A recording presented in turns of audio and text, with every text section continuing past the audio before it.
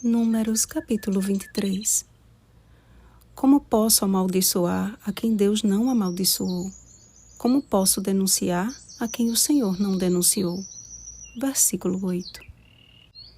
Chegando ao lugar designado, Balaão orientou Balaque a construir 7 altares e neles oferecer sacrifícios. Saindo da presença do rei, Balaão seguiu para um lugar solitário a fim de encontrar-se com o Senhor. Diante da presença de Deus, ele ouviu a sua resposta e retornou ao monarca a fim de lhe expor a palavra divina. Qual não foi a sua surpresa, ao invés de ouvir palavras de maldição, Balaque teve de ouvir Balaão abençoando os filhos de Israel. Apesar de frustradas as suas expectativas, não desistiria tão fácil de realizar o seu intento. Indicando outro lugar, ofereceu outros sacrifícios e aguardou que desta vez a resposta lhe fosse favorável. Encontrando-se o Senhor com Balaão pela segunda vez, colocou em sua boca novas palavras de bênção para o seu povo. Balaque foi obrigado a ouvir a confirmação da eleição divina quanto ao seu povo Israel e a declaração de que contra Jacó não vale encantamento, nem adivinhação contra Israel. Maldição alguma pode atingir aqueles a quem o Senhor abençoou. Encantamento algum tem efeito sobre aqueles no meio dos quais Deus habita. A obstinação de Balaque, no entanto, o levou ao terceiro lugar e à terceira tentativa.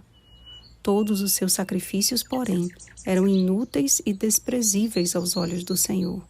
E quanto mais alto subia, mais o seu coração se elevava e mais o medo aterrorizava ao avistar os estandartes de Israel.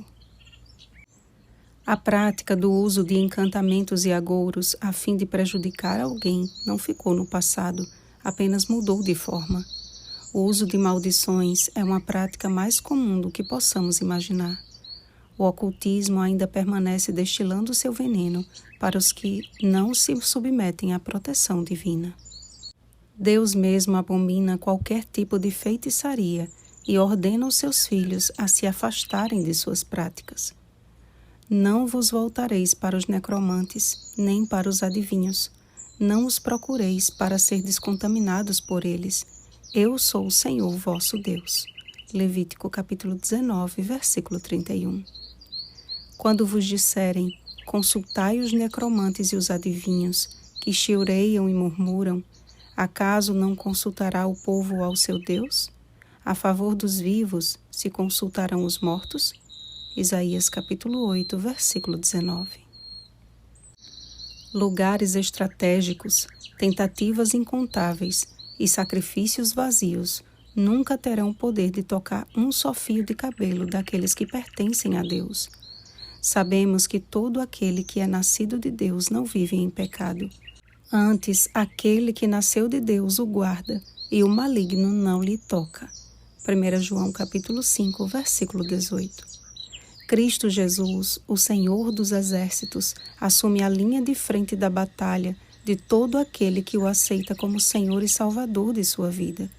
Os inimigos podem ir de um lugar a outro em uma sina incansável para destruir os servos de Deus, mas sob a fortaleza inabalável da justiça do Altíssimo, nada os pode abater.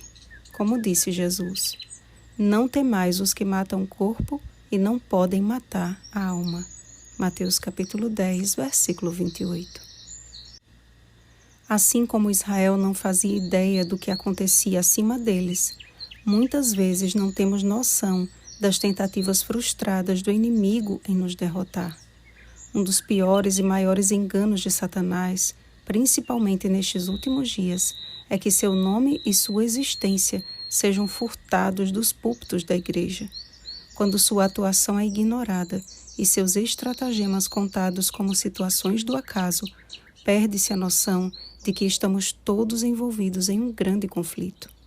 Precisamos estar constantemente vigilantes quanto a este grande conflito. Eis a nossa segurança. O Senhor, seu Deus, está com ele, no meio dele se ouvem aclamações ao seu rei. Seja a nossa vida uma oferta contínua de louvor e adoração ao nosso rei, e ele nos guardará do mal, inclusive e principalmente quando estivermos em condição mais vulnerável. Façamos da oração de Davi a nossa oração hoje. Senhor, guarda-me como a menina dos olhos. Esconde-me à sombra das tuas asas, dos perversos que me oprimem, inimigos que me assediam de morte. Insensíveis cerram o coração, falam com lábios insolentes, andam agora cercando os nossos passos e fixam em nós os olhos para nos deitar por terra. Eu, porém, na justiça contemplarei a tua face. Quando acordar, eu me satisfarei com a tua semelhança. Amém. Essa oração está em Salmo 17, versículos 8 ao 11 e versículo 15. Vigiemos e oremos. Bom dia, salvos pela justiça de Cristo. Oremos pelo batismo do Espírito Santo. Oremos uns pelos outros. Rosana Garcia Barros.